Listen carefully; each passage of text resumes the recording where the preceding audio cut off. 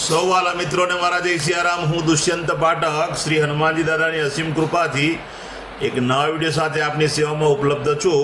તો વાલા મિત્રો, આજનો ઉપાય આ વિષયની અંદર તારીખ છે 27મી મે 2026 ને વાર છે બુધવાર. વાલા મિત્રો, હવે વાત કરીશું પંચાંગની. તો પંચાંગમાં અત્યારે અધિક અષાઢ મહિનો ચાલી રહ્યો છે, શુક્લ પક્ષ ચાલી રહ્યો છે, હસ્ત નક્ષત્ર, વ્યતિપાત યોગ છે, કન્યા રાશિનો ચંદ્ર છે અને વૃષભ રાશિનો સૂર્ય છે. અશુભ સમયની જો વાત કરું તો યમઘંટ સવારે 9:04 થી 10:44 સુધી છે અને રાહુકાળ બપોરે 3:44 થી સાંજના 5:25 સુધી છે. આ બંને સમય અશુભ સમય કહેવાય. અશુભ સમયની અંદર કોઈ પણ પ્રકારનું શુભ કાર્ય અને શુભ યાત્રા ના થાય. શુભ કાર્ય, શુભ યાત્રા કરવા માટે તમારે કોઈ સારું ચોઘડિયું, સારું મુહૂર્ત લેવું જોઈએ, જેમાં ઉત્તમ અભિજીત મુહૂર્તનો સમય સવારે 11:57 થી 12:50 સુધી છે. આ સમયની અંદર તમે કોઈ પણ પ્રકારનું શુભ કાર્ય અને શુભ યાત્રા કરી શકો. વાત કરીશું આજના ઉપાયની. તો આજના ઉપાયની અંદર વહેલી સવારે તમે જ્યારે સ્નાન કરવા બેસો ત્યારે નાવાના પાણીની અંદર લગભગ 5 ચમચી જેટલું ગુલાબજળ પધરાવવાનું છે અને ગુલાબજળ પધરાવી એ પાણીમાં મિક્સ કરી તે પાણીથી જ તમારે સ્નાન કરવાનું છે. સાબુ શેમ્પૂનો ઉપયોગ પણ કરી શકાય. વાલા મિત્રો, સ્નાન થઈ જાય, કપડાં પહેરી લો પછી તમારે એક સફેદ કાગળની અંદર 1/2 ચમચી જેટલા લીલા મગ લેવાના, એની પડીકી વારવાની, 24 કલાક માટે તમારા પોકેટમાં રાખવાની. બીજા દિવસે વહેલી સવારે પીપળાના ઝાડના મૂળમાં અથવા કોઈ પણ દેવ મંદિરે જઈને તે પડીકી મૂકી આવવાની.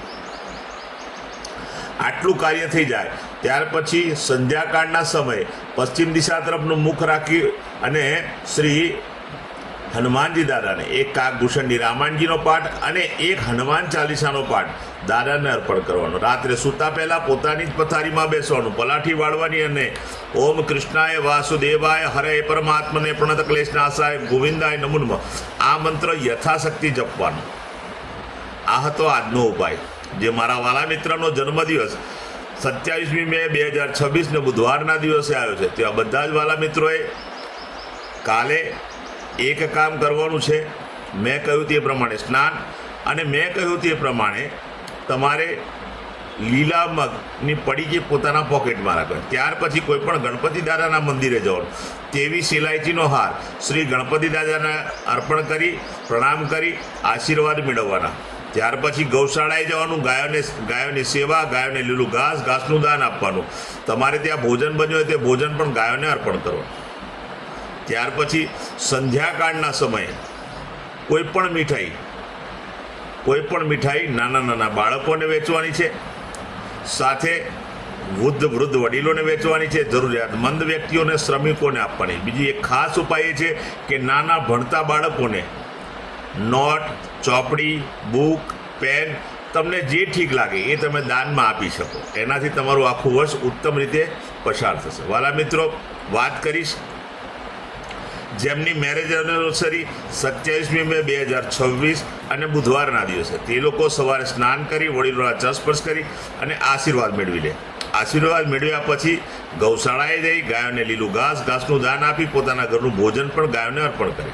આટલું કાર્ય થઈ ગયા પછી કોઈ પણ વૃદ્ધાશ્રમમાં, અનાથ આશ્રમમાં, વિધવા આશ્રમમાં જરૂરિયાતમંદ લોકોને, શ્રમિકોને અથવા બ્રાહ્મણને તમારે ચોખાનું દાન કરવાનું છે, ઘીનું દાન કરવાનું છે, સાથે સાથે તુવેરની દાળ અને ચણાની દાળ અને શાકભાજીનું દાન કરવું જોઈએ. આટલું જ જો કરી લેશો, આખું વર્ષ પતિ અને પત્નીનો ઉત્તમ રીતે પસાર થશે. વાલા મિત્રો, મારા બધા જ વિડીયો યુટ્યુબ પર હોય છે.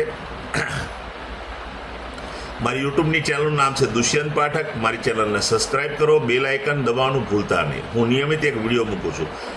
મારો વિડીયો જોવા માટે તમે બેલ આઇકન દબાયેલો હશે તો તરત જ તમારા મોબાઈલ પર નોટિફિકેશન આવશે અને તમે મારો વિડીયો તરત જ જોઈ શકશો. વાલા મિત્રો, મારું ફેસબુક અને ઇન્સ્ટાગ્રામનું પેજ, એનું નામ પણ દુષ્યંત પાઠક છે. મારા પેજને ફોલો કરો, લાઇક કરો અને મારા બધા જ વિડીયોને અવશ્ય શેર કરજો. કોઈ જરૂરિયાતમંદ સુધી આ વિડીયો પહોંચે, બસ મારું એ લક્ષ્ય છે. વાલા મિત્રો, હું નિયમિત એક વાત કરું છું, મારો વિડીયો જોવાથી અથવા એકવાર ઉપાય કરવાથી 24 અથવા 48 કલાકની અંદર કોઈ પણ જાતની સફળતા મળશે નહીં. કારણ કે આ કોઈ અંધકારની વાત છે. નિયમિત તમારે વિડીયો જોવા પડશે, મારા નિયમિત ઉપાય કરવા પડશે, ત્યારે તમારા ગ્રહો બેલેન્સ થશે અને તમારા જીવનમાંથી સંઘર્ષ ઓછો થશે. તો વાલા મિત્રો, નવા વિડીયોમાં ફરીથી મળીશું. આપ સૌને મારા જય સિયારામ.